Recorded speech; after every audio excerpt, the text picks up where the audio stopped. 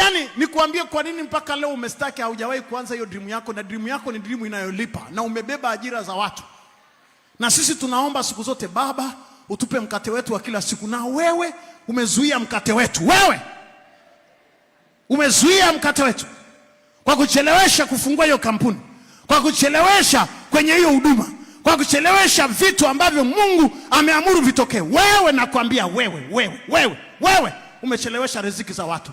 2026 lazima uinuke kwa jina la Yesu Kristo. Washindi wachache wangesema amina.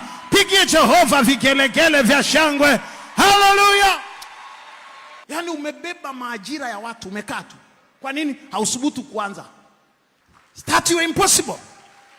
Nenda kakanyage kingo za mtu. Na kuambia kuna mambo ambayo kama mkisikia neno hili ambalo Yesu anawaambia enendeni, na walipokuwa wakienda yakatokea. Unapo start mwendo wa kitu chochote, na kuambia itatokea kwenye maisha ya kwako. Wako wapi watu wanaosema amina hapa? Na mimi ninawatabiria watu wachache mlioko hapa.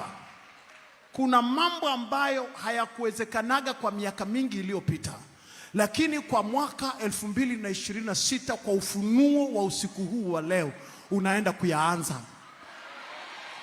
Sijui wako wapi watu wachache wanaosema amina, wangempigia Jehova vigelegele vya shangwe.